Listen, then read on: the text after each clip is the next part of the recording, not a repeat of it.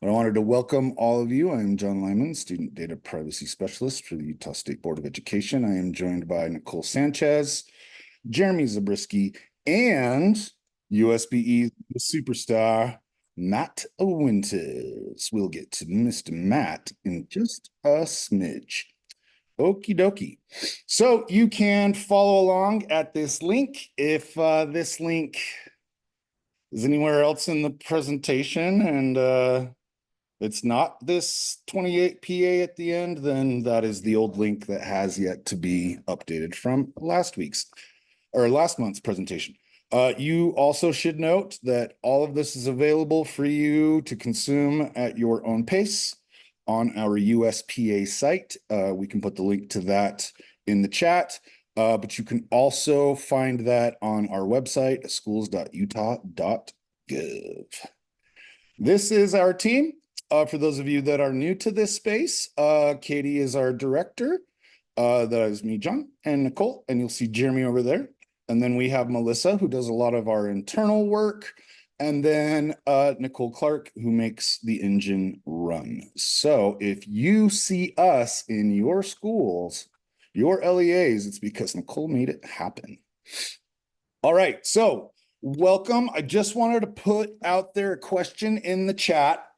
I wanted to do a poll, but I didn't really know how to frame it exactly. But I guess what our team is curious about is if you were to sit down and tally up all of the hours that have been spent at your LEA doing agreement, data privacy procurement, maybe some negotiations with vendors, any sort of other pieces regarding the agreements, more specifically, the contracts themselves. I'm curious as to how many hours in a school year you would calculate that is spent at your agency doing data privacy related tasks. And you can just throw it in the chat, put a number, and maybe if it's like, my question is like, is it more than 10 hours a year that is spent doing this? Is it more than 20 hours a year that is spent doing this? Just give us a little bit of a glimpse into your workflow. We're just curious as to ways that we can hopefully reduce burden in the future. And this is just one of the first steps. And then as you can see here, we have our agenda. We're going to talk about our LEA Spotlight, a little bit of what's happening between now and 2025. We're just going to go over some items of note. Just a reminder from our meeting last month, if you didn't see it, we're going to try to not be so repetitive with a lot of what we're doing. So hopefully, if you have any suggestions for things that you'd like to see or know, or people that you'd like to hear from, please let us know. We're going to talk about how our app menu, there's some new stuff at the bottom that I'd like everybody to take a look at. We do have Matt here for our AI update. And Matt, a lot of this is just going to go really quickly. So I know that you've got something else coming. And then I'm going to give you some insight into what's going on with SDPC. Yes, that registry is updating, and I'm going to show you how to keep track of that. We're going to throw in some quick snippets of things that have come to that I've seen, and maybe they're worth sharing or just being cognizant of. I know a lot of us that have been at like tech summits and whatnot over the summer are familiar with certain devices like the Flipper one. But if you're not, there's some good insights into how that thing works and how potentially dangerous it could be. Nicole is going to walk us through some Exhibit H fun, and then we're going to keep it open at the end. So again, if you have any questions, please drop it in the chat. If you could tell us how many hours a year is spent at your agency doing privacy agreement procurement and negotiations and all of that, please let us know. All righty. Nicole, do you want to do this one? Oh, that's his last month's. Oh my gosh, where's this month's? Cindy, you're here. Who was last month's? Did we do? It was Christian. It was Christian. Christian from, is it Duchesne? Daggett. It's one of those D's. I knew it. Is Christian here? He's so amazing. Do you guys know that when Christian needs to come to one of our meetings, his team has to drive through Wyoming? And they use it as like a big communal Costco stop. So there's some of you that are just dealing with not very many resources and you're accomplishing amazing things. And we want to highlight that. So when this is published, I'll go back and we'll fix that and we'll give Christian all of the praises that he has earned. As you can see, here's some snapshots of what's going on over the course of the next 1, 2, 3, 4, 5 months. We've got this August back to school. For those of you that do get our newsletter, or most of you should get our newsletter, our team is available for in-person consultations. So we have and I have it in my signature in my email, if you would like to look for that, where you can book us from a 9 to 2 p.m. Time frame. If it's something that we need to do overnight, we have to have a 45-day advance notice so that we can do all of the state's stuff. Hey, John, yes, go ahead. really in addition to consultations, we are also available to provide trainings for you, both in person and virtual. So if you have a training need that you at your LEA that you'd like some help with, we'd be happy to come on by and do some training for you. Yeah, please get us out there. I like driving around in a Prius. September, right around the corner. Matt, can you do a little tease? What's going on in September? Absolutely. We'll talk about this in a few minutes, and I'm looking at the names of the participants here and going, I recognize some of those names. We're setting up some AI summits across the state, and we'll talk about that in more detail in just a few minutes. Yep. So get out there. He and I are going, it's like we're going on tour with a really bad garage band, but we're hitting some good spots. October, SESC. So we are aligning with a lot of the regional service centers, SEDC. We've worked with SESC. We are working with to do some stuff with the frontline secretary staff. So if that's something that maybe one of the districts or charters in that southeastern part of the state we want to connect you with, and we can work together on that.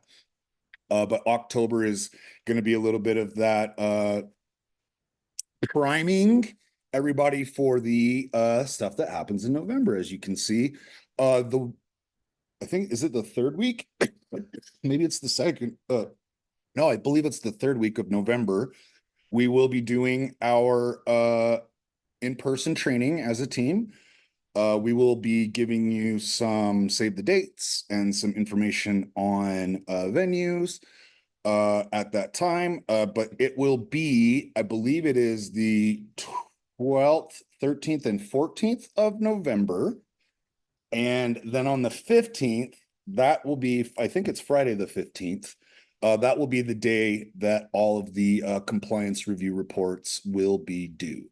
So if you have any questions about the fall compliance report, please go to that USPA site, and there is a video there that details what is going to look like, what it's going to look like on November 15th. And then December, we're all just going to hibernate. We're all just going to take a little nap and dream about days when it's 102 degrees outside. Jeez Louise. Okie dokie. Items of note for those of you that may not have seen these before. If you have not done so yet, you need to take a look at your student data collection notice. Davis pointed out to us that this statute had been updated, and so we have updated it. And if you click on this link, as you know, this is all hyperlinked, that it will take you to the model document, and then you can adjust that. Let us know if you have any questions about that. Alrighty, the listserv. If you've not signed up for either of our listservs, please do so. Please encourage those folks in your LEAs that do deal with records, either that's your approved or appointed records officer or any of the folks at the front desk that do deal with records. We are wanting to put out a lot of content for these folks so that they feel supported, so that they can have some training opportunities, so that they are all aligned when questions are asked regarding birth certificates or where to find your LEA's privacy hub, so to speak. And then our privacy listserv again. And I believe we'll be using this much more in the fall when it comes to aligning a lot of our data privacy agreements that need to be renewed before the end of the school year. And I'm teeing that up for about 2 minutes from now. And then this again is a list of resources that has been put together by our team to respond to some of the legislative things that happened over the course of the last 6 to 8 months, and just some other guidance documents that you should be taking a look at and determining how to implement them in your spaces. For those of you that don't know, this is our application menu. It is hyperlinked here.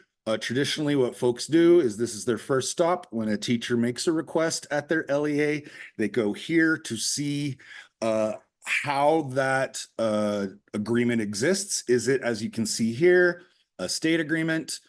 Is there a data privacy agreement, or does it have one of the badges? If the agreement or if the product exists on this space, then you know that you can deploy it, and these tell you how to flag it in the Student Data Privacy Consortium. However, there are 2 tabs that I have placed at the bottom, and I would like for us to maybe just dance around this for a little bit of a second.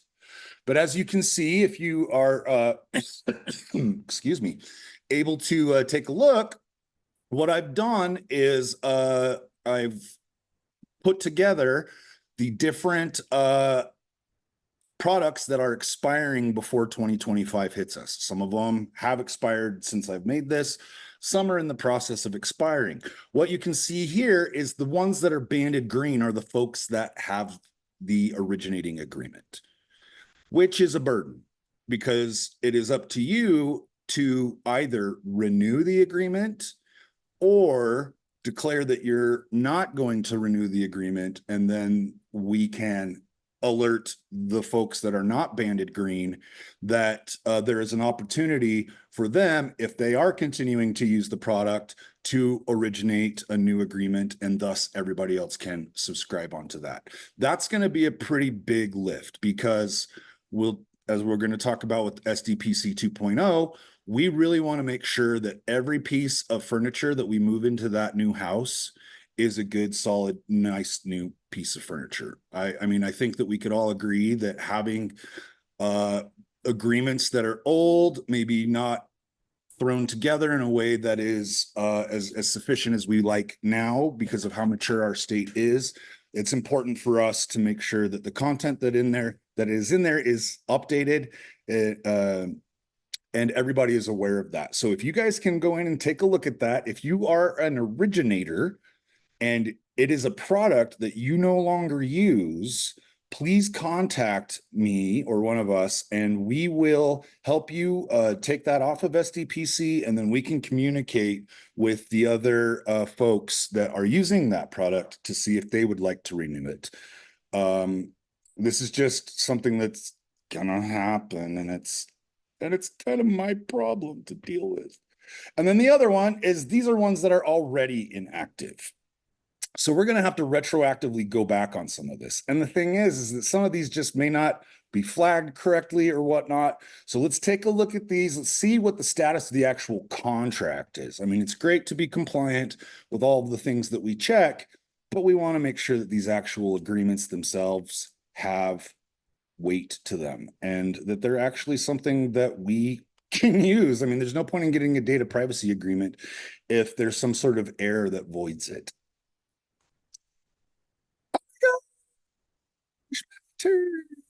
Zero.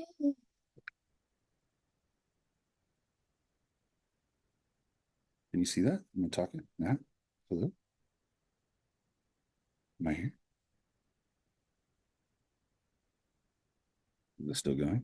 Check, check. I think Matt might have frozen. Oh, no, there he goes. Can't hear you. Sorry, I was looking through. I got lost in the document, actually. Apologize, John. Oh, no. I mean, you and I can go over a lot of all these back end things too. But yeah. I just got really excited about looking through everything, and then I drifted. I'm apologizing. Hi, everyone. You have some DPAs to talk about too, right? Like 100%. That's what I was actually looking through and checking some companies and things like that. So, hi, everyone. I apologize about that. I get excited about data privacy just like John does. So, it's so good to see y'all. A couple of things. First of all, my name is Matt Winters. I am the AI specialist just hired about a month and a half ago here at Utah State Board of Education. So my job is to help navigate artificial intelligence both internally here at the agency, but also externally with any of our LEAs. So today I spent a lot of time reaching out to different organizations, different LEAs across the state to see if anybody has AI policies and what kind of work that is headed towards that. And so I recognize some names, so you may have gotten an email from me today as well. But as we move forward with AI, folks, it's a fast-moving, very changing conversation. And I'm keeping on top of it because that's my job. But I understand it's another thing for a lot of people to keep in their frame of minds. So if you have questions, if you have worries, if you need support, feel free to reach out. I'm going to put my email in the chat. It's easy to find. It's like everyone else here at the agency, matt.winters@schools.utah.gov. And feel free to reach out anytime. Again, I'm there to support the LEAs and help navigate what's happening with artificial intelligence and to answer questions. And again, why I got lost in the document was looking for some of the tools that we're seeing on RFPs and things that I know people are using across the state to check in on those. And so that's something that John and Nicole and Jeremy, we should all three probably chat about a couple of those tools coming up. The other side of it is over the next couple of months, like we talked about earlier, in September, we are running a series of what we're calling AI summits. Now, these are designed to help answer some of those questions that are burning about artificial intelligence, policy, and basically what are some of the ways that we can support that in our schools and help us get to a better place where artificial intelligence helps support learning and teaching in the ways it should. These summits are all over the state of Utah. We're doing 6 of them across September, starting with Richfield on September 11th. Then we're going to Cedar City on September 13th. We're going to Moab on September 16th. Nope, sorry, September 17th. Heber on September 18th, Orem on the 19th, and Ogden on the 20th. Now, I'm going to put a link to all of the information you need to know for this, and feel free to share this with any of your constituencies, any of your teachers. We're looking for cross-sectional teams here. So it could be data privacy people, it might be your technology directors, it might be your curriculum directors. We're also excited to invite teachers and students to this that might have interest in what we're doing. And so feel free to reach out and share this with anyone that you'd like across the state of Utah. The summits across the day, we'll be having some time to do some design thinking conversations focusing on AI policy and questions that you might have. We're bringing in a lot of the companies that are focused on AI here in the state of Utah, like School AI, Magic School, Google, Microsoft, and all sorts of other ones. Anyway, that's basically in the common good, RFP, or so ubiquitous we kind of can't not are the categories we're working with.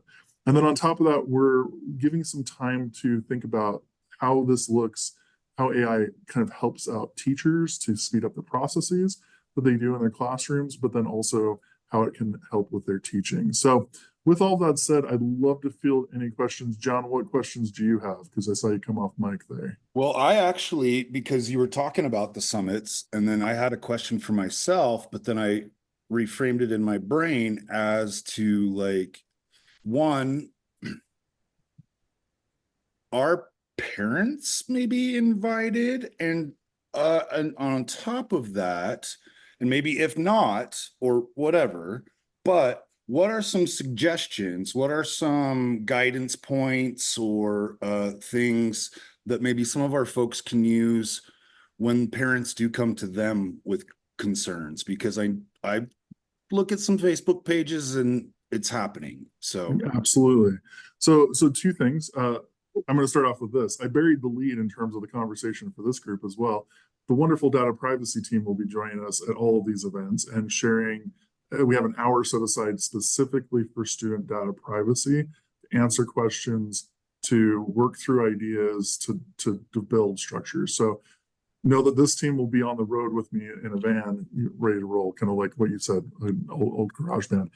To your questions, though, directly, number one, yes, if parents would like to come out, I'm not saying no to them. That would be great to have some of their voices in this room, sharing their concerns, asking their questions, because I think that's a very important part of our educational process. And so if you have a parent who is maybe on a school board or is just really interested, maybe they're part of a community council or PTA, great. We'd love to have them come out, and I'd be happy to answer a few other questions. However, if they're unavailable or it's too far for them to travel, a couple good points to think about is, especially from a data privacy angle, is that any tool that you use, make sure it's under data privacy, the agreements that John and his team, you guys are working through, so that if there's any questions about the AI being used inappropriately or appropriately, that at least we have that side. The other side of it, a couple of the common questions I'm getting from the community, one is, is AI going to take jobs away? And how is that going to, kind of this over-reliance on AI? AI right now is the world's greatest textbook, but it's never going to replace us as humans in this equation. And so we have to think through, it's a great resource, but it's not going to take away from us. The other side of it with academic dishonesty is with LEAs, we're advising them to update their academic dishonesty policy surrounding plagiarism to include a sentence or two about AI. And there's some great policies that are coming out. One of the things I'm working on that will be launched at these summits is an AI hub through eMedia at UEN. And we're collecting as many of the district policies here in the state of Utah that I can. And so there's going to be some great examples of not only the larger policies about how to use this in teaching and learning, but then also the directed policies on things like plagiarism and academic dishonesty. So hopefully that answers your question, John. oh yeah, no, that was, yeah. I actually know about some of these things before Matt brought them up, because he's a great follow on LinkedIn. And if you guys don't know Matt, like this, I don't know how he sleeps or if he's married or has children, because I don't know how he would stay married, but this guy creates content like none other. So if you need resources when it comes to educational technology or any of this AI stuff, like Matt's your guy. So thank you, John. Appreciate that endorsement. And like I said at the very beginning, I'm here. I actually wrote down somewhere today, I can't believe this is my job. I love supporting teachers. I love working for the state board. I love working in education. And so as you hit issues, feel free to reach out anytime. Just know that, just like everyone else, beginning of the school year is busy. give me 24 hours. I'll get back to you as soon as possible. So, and hopefully we'll see you at the AI summits here in September. Feel free to register. The links are all on that document. Yeah, we'd love to see you guys out there. Matt, thank you so much for joining us. I know that you're a busy man, so we'll see you later. Awesome. Take care, guys. Thank you so much. All righty, let's jump real quick to SDPC 2.0. So it is happening. A lot of you have seen maybe some clinks in the armor. Maybe it's getting slow. Maybe it's getting fast. One thing that we need to be cognizant of is we have a new state that has joined SDPC, and with that, they bring a lot of bandwidth. New York has joined, and actually they have become really fast partners of ours because our state's data privacy infrastructures are kind of similar. And we may be interested in inviting some of those folks in here to talk to this group, and maybe we're going to get into some like interview type sessions. But if you want to click on any of these here, what this will do is this is the most current information we have on Registry 2.0. I spoke with them on I think it was Tuesday. To see if they had any mock-ups of what the interface was going to look like or different kinds of features that it's going to have. And they do not have those yet. However, they do suggest that if you have ideas or things that you want from an interface or from the interface that is going to be built, please send those to me or Nicole or Jeremy, and we can do our best to make sure that we can check some of those things off the box. Again, the idea is that we reduce as much burden as possible. Oh, and here we go. Here's the USPA homepage. As you can see, these are all of the different topics that we have on here. I actually added a new accordion that says resources, and it's got a lot of all of our resources. Everything that you need should be here, especially the ability to book time with Nicole or myself.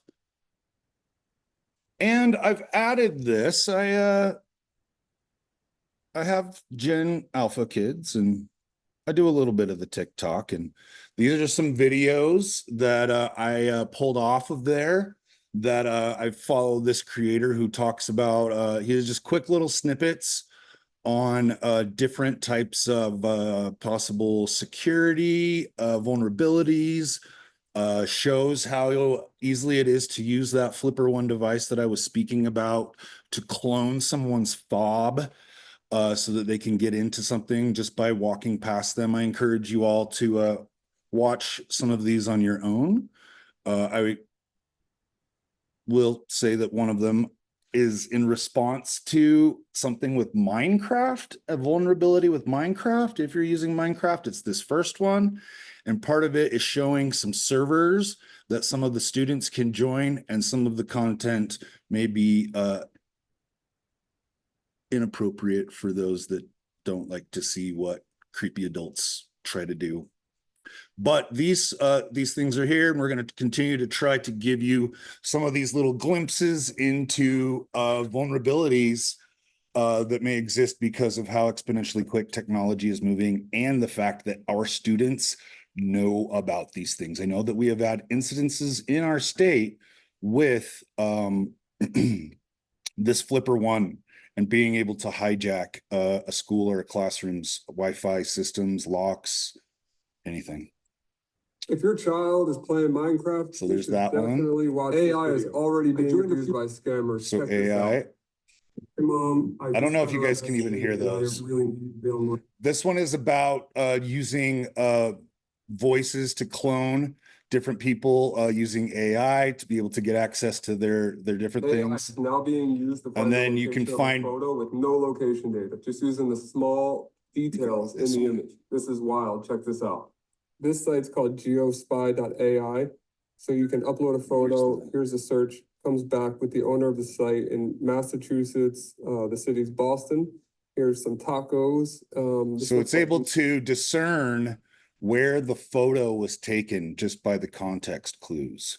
So these are just different things to be cognizant of. If you want more of these, I'm trying to curate a lot of this kind of stuff. If this is something that you're interested in, this kind of content, let me know. We're just trying to make sure that we're giving you guys something to walk away with. The AI is now Yeah, we get being it, used guy. to find the We get it. All right, Nicole. Hi. Can I ask a question before you start? Absolutely. If there was a world where our data managers decided that it's in the best interest of themselves, their time, their headaches, all the other hats that they wear, that like, what if we as a state just decided to get rid of Exhibit H in NDPA 2 and just not worry about it? And if a vendor doesn't want to sign it, then essentially we can move on to another vendor. I'm curious how folks in the chat would feel about that as we talk about Exhibit H and some of the things that Nicole is going to instruct you with. So let us know how you feel. Sorry, Nicole. No worries. Thanks, John. So I wanted to take just a few minutes today to talk about one element of the DPA. Caleb, do you want to be best friends? He said, I hate Exhibit H. So I wanted to explain first what Exhibit H is, especially if you might not be an LEA that is frequently handling new data privacy agreements. And then I'll kind of get into why it's important. So what is Exhibit H? The data privacy agreement that we use has several exhibits. Exhibit H is the final exhibit, and it allows the vendor to make changes to the contract. So some of you guys might have noticed that when you look on SDPC, you see some contracts that are listed as UTN DPA, and some that are listed as vendor specific. They are vendor specific if there are terms in Exhibit H. And essentially what that means is just that there was something in the template contract that the vendor wasn't happy about and they wanted to make changes to it. So that's what Exhibit H is. This is important even if you are not a person or an LEA that regularly procures or originates DPAs, because vendor-specific agreements are still subscribable.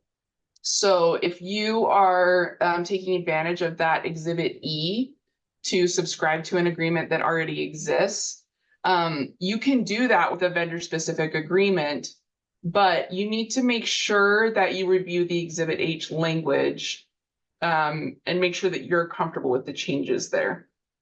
And I'll get into this in just a second, but our team does do a review process of that Exhibit H language. And so if it's on there, we're already familiar with it. So if you are wanting to subscribe to an agreement that is a vendor specific and has language in that Exhibit H, you are welcome to email us and just ask us what the language might be meaning. If you can go ahead and go on to the next one. So this approval process we put into place, what, John, maybe 8 months ago, not quite a year. Does that sound about right? I think it was last June. Oh, wow, it's even longer. Okay, so But basically part of it was that a lot of things were sneaking by because we hadn't like locked some stuff in. So it's been functioning very well and we've been logging it well for probably about 9 months. Yeah, okay, that's true. So here's what that approval process looks like. When you originate a DPA, you send it into SDPC, and then we check over that agreement. We're mainly checking for completeness, just to make sure that everything is filled in. So if you've ever sent in a DPA and then you get a message back saying like, hey, we're missing an email address in Exhibit E, or we're missing a description in Exhibit A, it's not because we don't think that you did a good job. It's just that something is blank. We don't check the rest of the contract because it's a template that's already been approved and we know that we trust it. The only time that we're doing a more objective check is if there is an Exhibit H. So if you can go on to that next slide. So if there is an Exhibit H, this is a reminder that we are not attorneys. I almost forgot that I put that in. So when we look over this Exhibit H, we are not taking the place of a legal review. Many of you are fortunate enough to have a legal team that looks over this stuff, which is fantastic. We are not taking the place of that. All we are doing, and you can go ahead and hit the next button, John, is providing technical assistance. So we're happy to look over it and just let you know if we as a team that's very focused on data privacy, if we have any concerns or questions that we think it might be worth checking out, but we're not attorneys, we're not giving legal advice. So just a reminder. So with that said, if there is an Exhibit H, we review that language, we compare it to the original contract, and then we analyze the differences to try to determine if there are any concerns we have as far as federal or state laws. And we also look at concerns about best practice. So it might not be a legal issue. It might be more of an issue of, are you sure that you're comfortable with this term? Then we'll send you an email and let you know what our concerns are. And this is really critical. We allow your team to make a decision on how you want to proceed. So we're not ever going to come to you and say, you can't have this DPA. What we might do is come to you and say, hey, as a group of people that are very focused on data privacy, we have some concerns about this language. Can you just look at it one more time and make sure that you're comfortable with it? So what that means is when a school comes back to us, when an LEA comes back to us and says, hey, we looked over this DPA, we recognize that there's language in Exhibit H, we're comfortable with it, we want to move forward with it. All we say is, okay, sounds good, and we will approve that DPA. Sometimes that means that there are DPAs out in the wild that you can subscribe to that might have language that our team is not comfortable with. But if the originating LEA chose to proceed with it, then we allow that to proceed. So that's why I'm saying if you aren't to subscribe to a DPA that has an Exhibit H, it might be worth it to make sure that you are also comfortable with that language, and that if you have questions, you check with our team. And then next slide, please. I want to make this really, really clear. If you subscribe to a vendor-specific agreement, it is your responsibility to read the language and make sure that you agree with the originating LEA. So if you have questions, you should contact us before you subscribe. Okay, next up. These are the common things that we see popping up in Exhibit H. It seems like it's the same issues over and over again that we're emailing you guys about. So I wanted to just point these out so that when you get these DPAs, if you see these things in the Exhibit H, you can be especially cautious of it. So first of all, the DPA and state law allows you as an LEA to audit a vendor. Vendors are not happy to be audited for lots and lots of reasons. But state law does require you, not just allow you, but does require you to include a provision allowing for an audit. That doesn't mean that you're required to perform an audit. It just means that you're required to have that provision in the contract. So vendors frequently will try to either get around that or lessen the power of the audit. Lessening the power of it is totally fine if you're fine with it, but getting rid of it altogether, we just can't do because it's not, it doesn't meet the floor of the law. With that said, go ahead and go to the next one, John. Did you know you can audit EdTech vendors? So just a thing, if you decide that's a thing you want to do, you can. The next thing we see popping up over and over again is de-identification of data. Your data is really valuable, even when it's de-identified. Vendors, for lots of reasons, would love to keep it. They might want it for like research purposes or whatever else. FERPA does allow for sharing of de-identified data without parent consent. The problem sometimes is that vendors are not clear in how they go about de-identifying the data. And so it's not always clear to us whether they're being responsible in their method of de-identification. So a lot of you guys recently have received emails from me saying, you might want to check in with this vendor and find out how they're going about de-identifying this data. Because once it's de-identified, they can hold on to it and share it with whomever. So you want to make sure that it really has been de-identified appropriately. And then thirdly is disposition of data, which is kind of along the same line of reasoning. If you can pop that one up, John.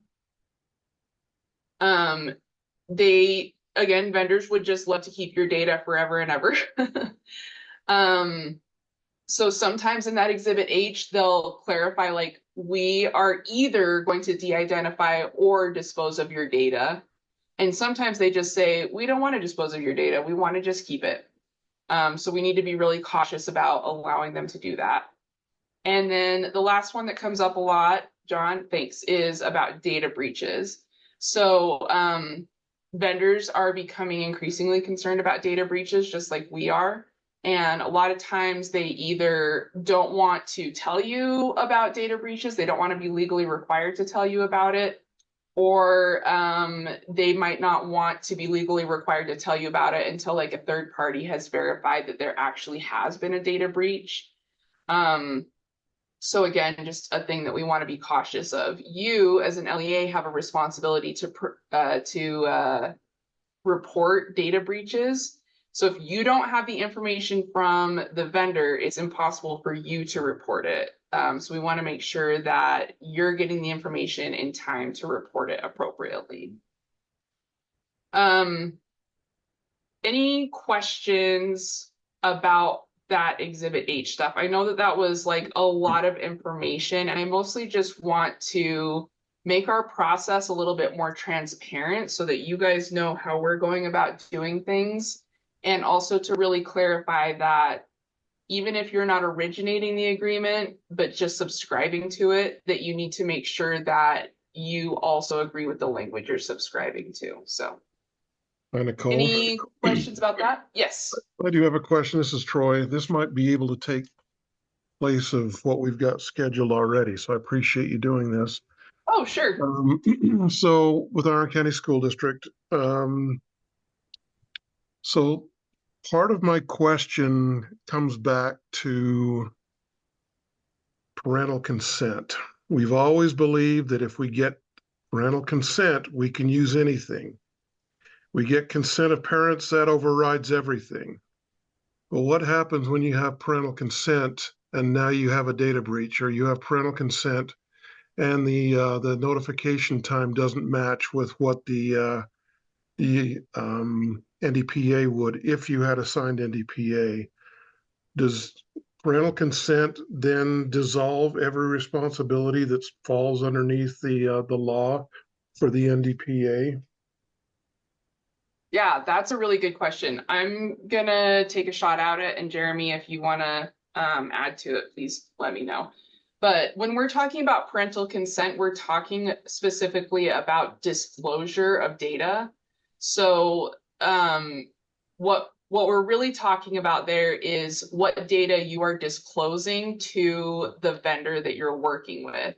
So it might not be totally accurate to say that parental consent like overcomes everything in the world of privacy. All that means is that when we're talking about FERPA exceptions and we're talking about disclosing data, if you have consent from a parent to disclose that data to somebody, you don't have to worry about those other exceptions. It doesn't mean that you don't still have to report data breaches, for example, or anything like that. So I don't know if that answers that. But what if they don't tell you there's a data breach? So we don't have an agreement stating that they're going to tell us. We have consent. And then there's a data breach, which we're not informed of. So what does our liability become at that Oh, point in time. maybe I misunderstood your question. Are you saying like if you're using parental consent in place of like getting a data privacy agreement or something like that? Yes. Okay. Um, Jeremy, do you want to try to answer that one? Do you have ideas? That's what's so tough is that it like, how do you get a vendor to tell you when something bad has happened? I'm trying to remember the exact law. I believe it's related to the data breach reporting requirements that state that even vendors that process personal information of Utah residents, that they have an obligation to report data breaches regardless. So that obligation applies to, LEAs and government agencies for reporting when they know of something, but it also does apply to any processor that has personal information for Utah residents. But again, enforcing that or letting them know that that's a thing, I don't know. I'm not sure the solution there. Roy, I can research it just a little bit more and make sure that I have my information correct. I mean, you guys can't report something that you're not aware of, like Right. no matter what.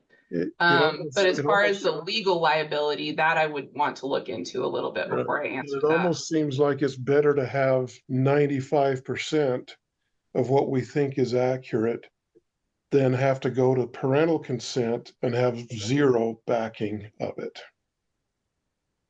Yeah, I mean, getting a DPA in place is not only useful insofar as, that leads you to like using a school official exception. There's a lot of other elements there that are like binding between you and the vendor that are useful.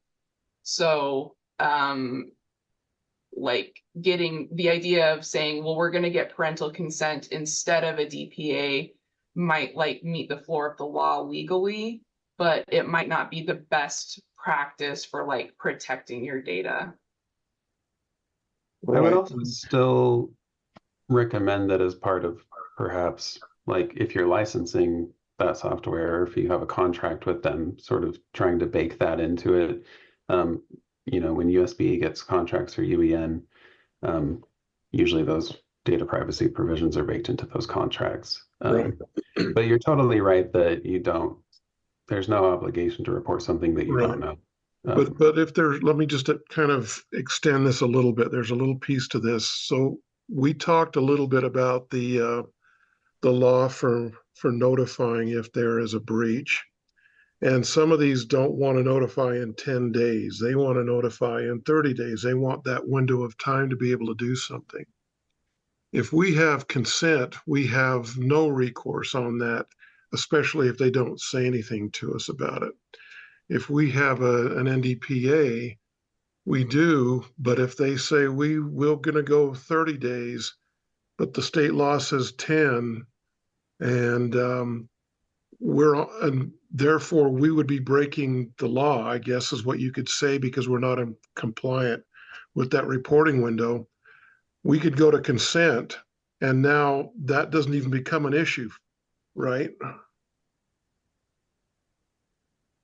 That I'm not sure about. That piece I would want to dig into a little bit.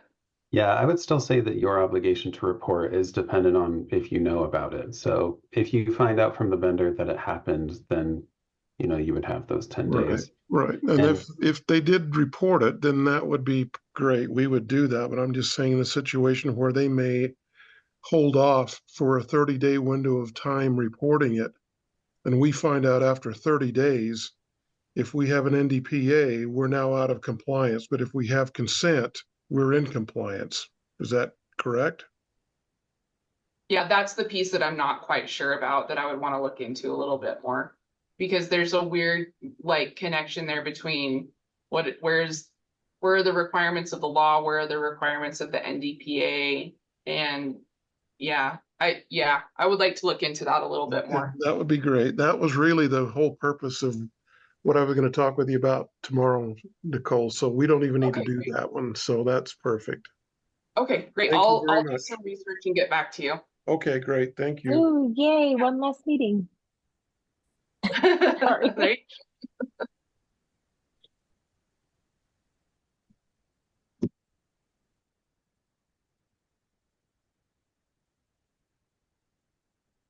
Any other questions about Exhibit H or anything else?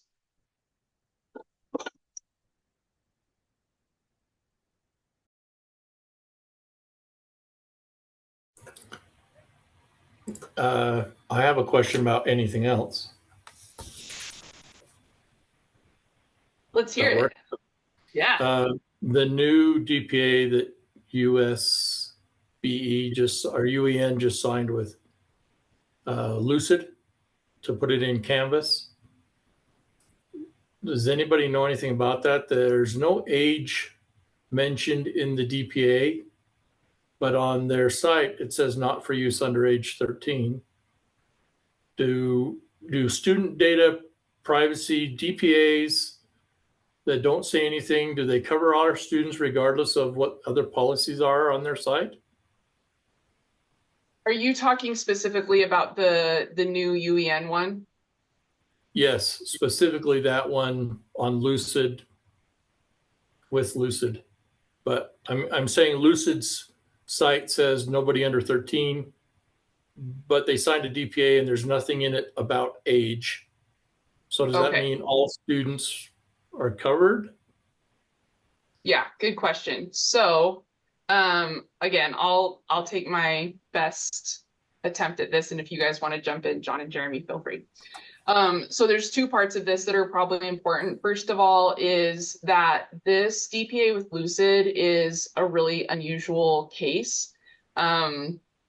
So where you might see other like individual districts that get a DPA with Lucid that you could like subscribe to or something like that. That's not the case here. Since it's directly through UEN, it covers you automatically. So that's the first thing that's important to know. The second thing that's important to know is that their privacy policy is going to mention that stuff about usage for people under 13 because of COPPA. We say COPPA, Yeah. right? Yeah. Yeah. And so that's why it's talking about that. The DPA is going to override that. COPPA has a rule that allows for schools to grant consent on behalf of parents if it's an educational product. And so even though the privacy policy says you can't use it under 13, the DPA is gonna work like to grant consent on the behalf of parents. Is that right, John and Jeremy?